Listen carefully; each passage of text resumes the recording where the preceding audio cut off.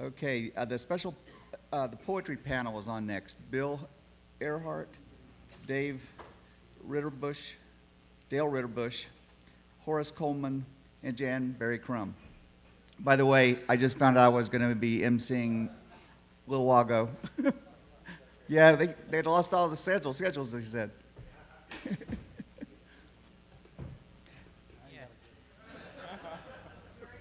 Or anything for that matter.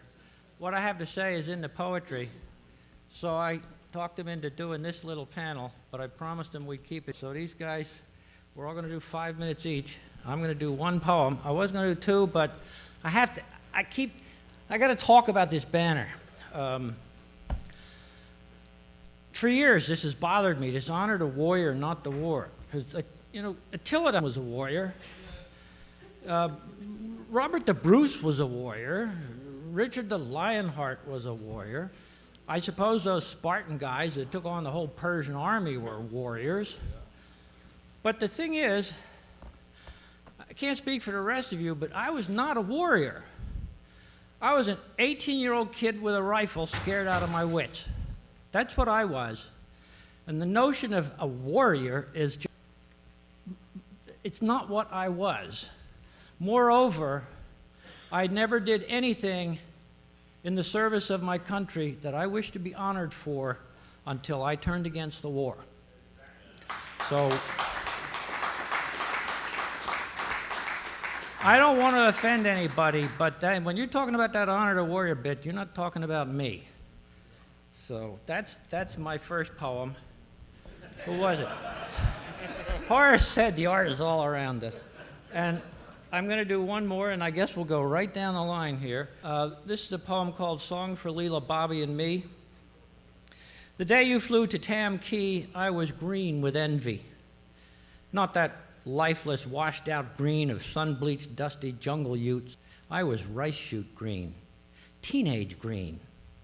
This wasn't going to be just one more chicken shit guerrilla fight. Farmers, women, booby traps, and snipers.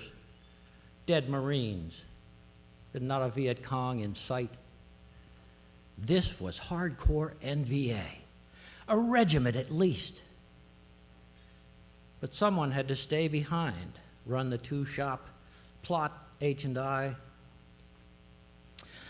I have friends who wonder why I can't just let the past lie where it lies, why I'm still so angry, as if there's something wrong with me, as if the life you might have lived just a dream, as if those California dawns were just as promising without you, as if the rest of us could just as well without you. Since you've been gone, they've taken boys like you and me and killed them in Grenada, Lebanon, the Persian Gulf, and Panama, Somalia, Afghanistan, Iraq. And yet I'm told I'm living in the past. Maybe that's the trouble. We're a nation with no sense of history. No sense at all. I still have that photo of you standing by the bunker door, smiling shyly, rifle, helmet, cigarette, green uniform. You hadn't been there. Long fade.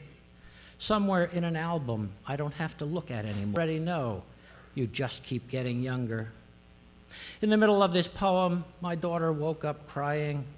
I lay down beside her, softly singing, soon she'd sleep. But I kept singing anyway.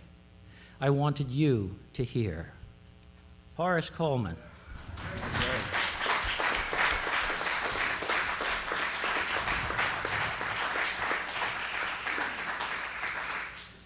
I have it's a half-assed Tonka haiku chain, and the only poem that I know of that my son wrote, he did a little bit in Sandland. Sure. This is my son's poem. It's called Dark Days. When you see the writing on the wall and you choose to read what you have read, dark days are ahead. When it becomes unpleasant and you just turn your head, days are ahead. When you know it must be done but do nothing instead, dark days. When there is no denying the heart and you must face what you fear, dark days are here.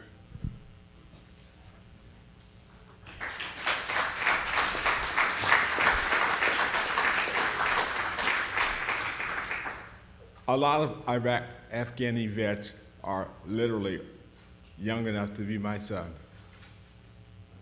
My cousins, my nephews, whatever. Your grandson.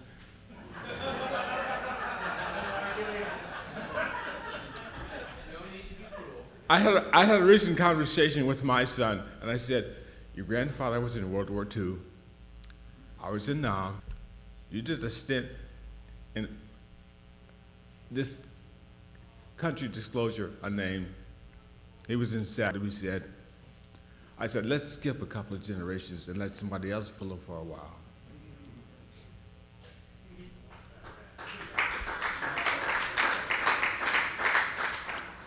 I've been reading a bunch of things about Afghanistan and Iraq, and this came to mind.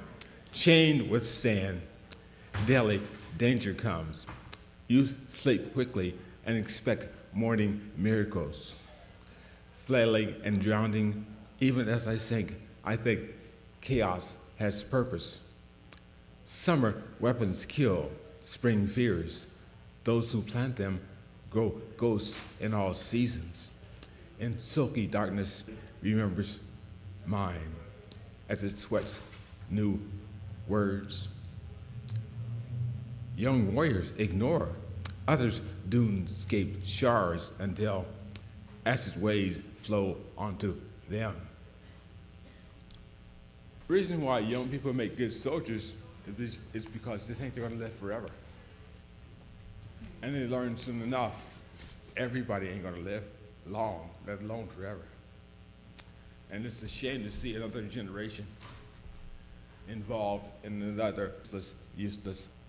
But the spark of hope is that the people who have realized, and very early on, that there are better things to do in their lives. Working now. And that's all I have.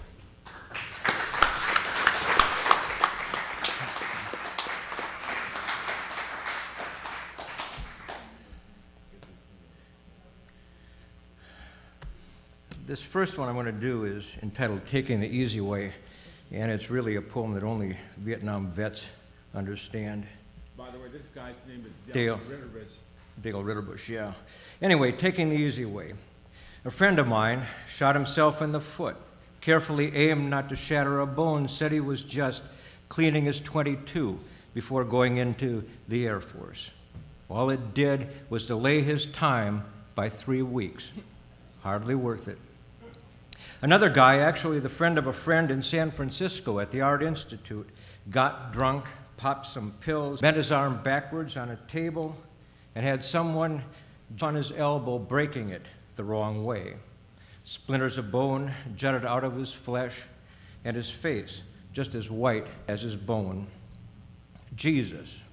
Well, all that just to avoid the... And with a mind like that, he would have done in Vietnam. And the last one this afternoon is Back in the Land of the Big PX.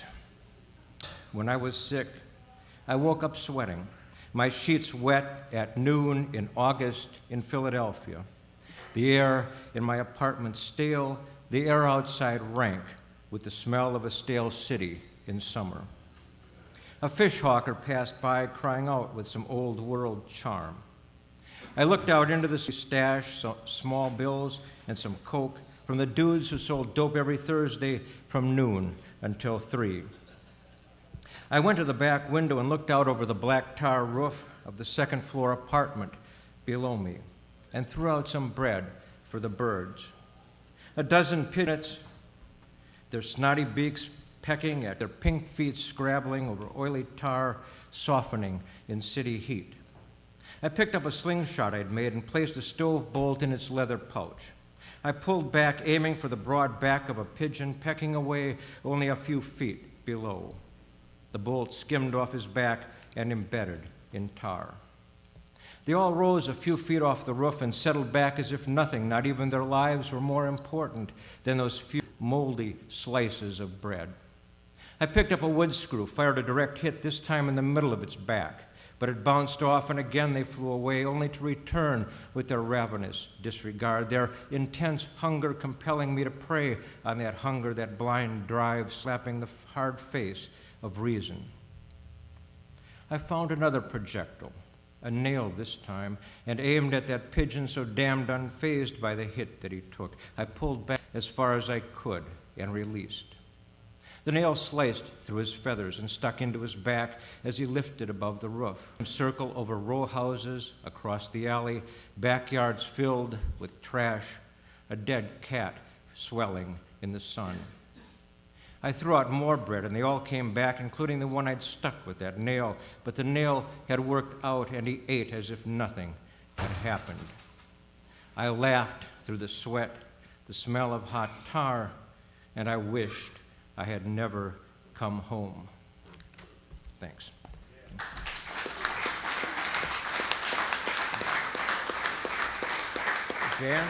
Jan Barry's up next.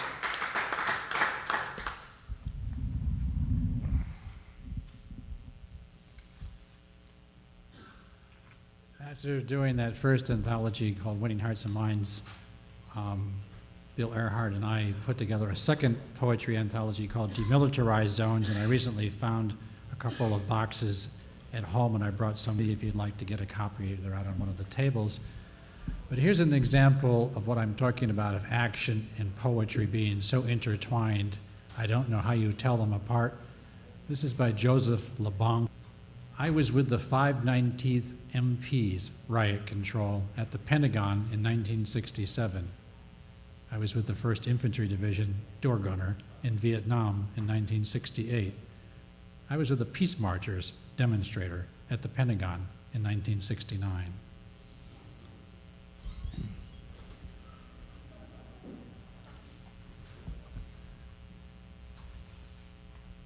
A poem that I wrote that years ago, I was delighted that the middle school in the town where I lived had a peace ceremony, and the children put the poem on a great big huge placard peace site. And the poem is called The Peace Monument. When will people put up statues to those who kept the peace, honor those who sacrificed to stop the slaughter? When will hometowns list local heroes who refused to join the great last lust for killing, when it swept half the world like a plague? Where are the statues to those brave souls who kept the peace, much provoked by those who make a profession of destruction? War monuments do not commemorate any peace, but that of blasted battlefields, blasted bodies, blasted. Where are the village green and city park monuments to those who kept the greens, to those who kept the parks peace?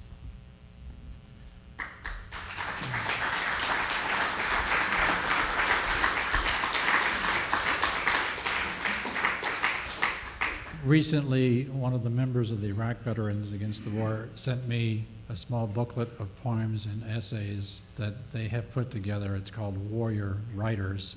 I believe there's some also out there.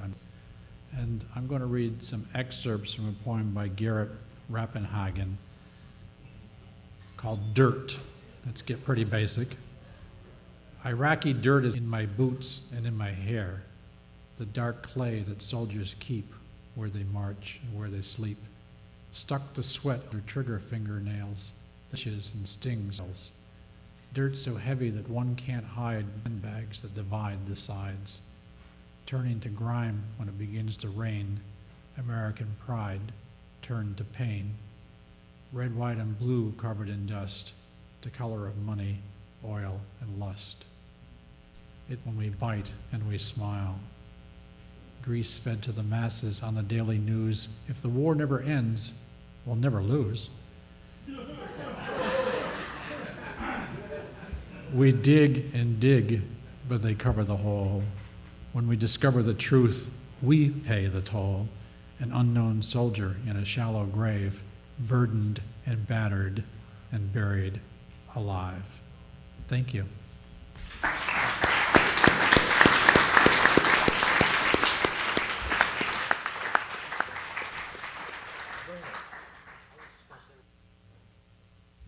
And with that, the poetry panel is concluded.